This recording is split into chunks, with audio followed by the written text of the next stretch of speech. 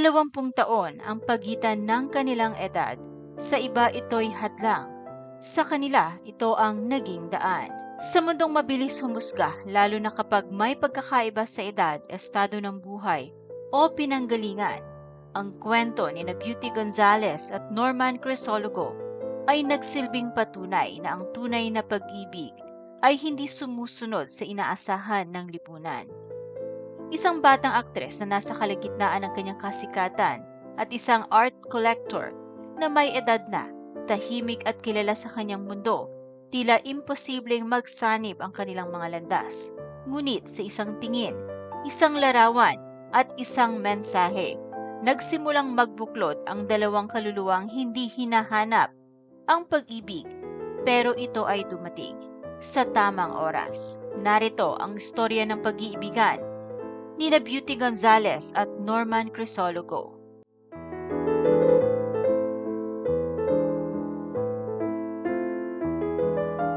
Si Beauty Gonzalez, isang masayahin at palaban na dalagang mula sa Dumaguete, ay naging paboritong mukha sa telebisyon matapos sumali sa Pinoy Big Brother Teen Edition Plus.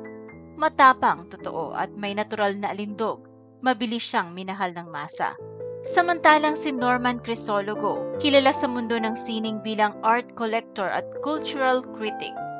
Tahimik ang kanyang buhay, malayo sa kinang ng kamera at ingay ng showbiz. Ngunit sa kabila ng kanilang age gap, isang bagay ang naging tulay sa pagitan nila, isang larawan.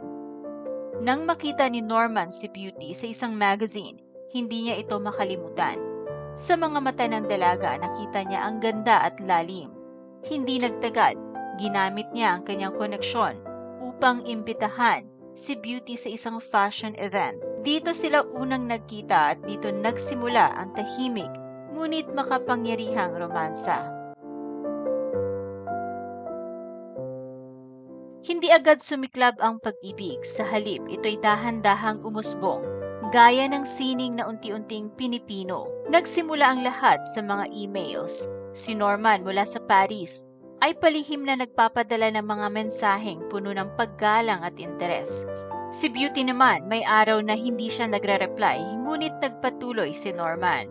Sa gitna ng kanilang virtual courtship, hindi ginamit ni Norman ang kanyang kayamanan o estado. Ginamit niya ang talino, respeto at pasensya, mga bagay na bihirang makuha ng isang babae sa industriya ng aliwan. Sa pagdaan ng panahon, naanyayahan ni Norman si Beauty na bumisita sa kanya sa Paris. Isang paanyaya na madaling tanggihan ng sinuman. Ngunit sa loob ni Beauty, may kakaibang tiwala at kapanatagan. Pagdating niya sa lungsod ng liwanag, nasaksihan niya ang hindi lamang ganda ng syudad, kundi ang lalim ng pagkatao ng lalaking naging bahagi ng kanyang araw-araw. Hindi siya inaliw ng mga regalo, kundi ng mga tahimik na sandali, matinong usapan at respeto. At sa kabila ng kanilang age gap, doon naramdaman ni Beauty na hindi mahalaga kung ilang taon ang pagitan ninyo, kundi iisa naman ang direksyon ng inyong puso. Hindi lingid sa publiko ang malaking agwat ng kanilang edad, 20 taon. Marami ang nagsabing baka pansamantala lamang ito, baka pera ang dahilan, baka hindi ito magtatagal. Ngunit habang lumalakas ang bulong ng mundo, mas lalong pinapalalim ni Beauty at Norman ang kanilang relasyon sa katahimikan. Hindi nila kailangang ipagsigawan ang kanilang pagmamahalan. Sapat nang sila'y masaya. Sa bawat hakbang ng buhay ni Beauty, mula sa mga teleserye, pelikula at mga personal na tagumpay, naroon si Norman, tahimik ngunit palaging nandiyan. Noong May 2017, pinatunayan ng dalawa na ang kanilang pag-ibig ay hindi basta-basta. Ikinasal sila sa isang pribado at eleganteng seremonya sa Tagaytay.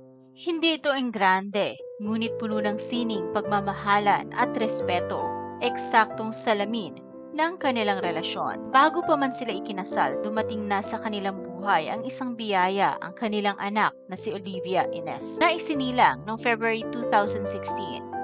Siya ang nagsilbing bunga ng pagmamahalang lumampas sa inaasahan ng iba at patunay na kahit walang formal na kasal, buo na ang kanilang pamilya.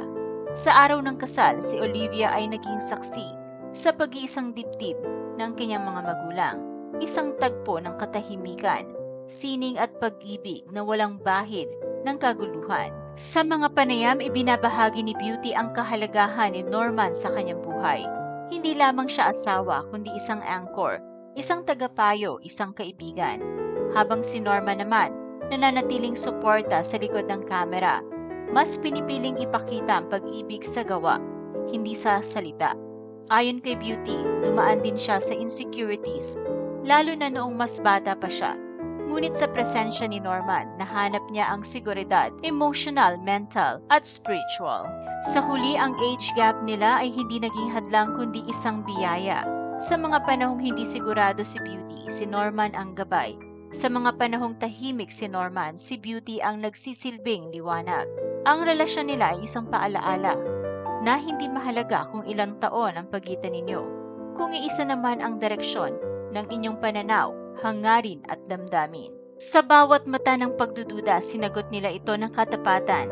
Sa bawat ingay ng mundo, sinasabayan nila ng katahimikan. At sa bawat araw, pinipili nila ang isa't isa. Hindi dahil sa edad, kundi dahil sa pagmamahal.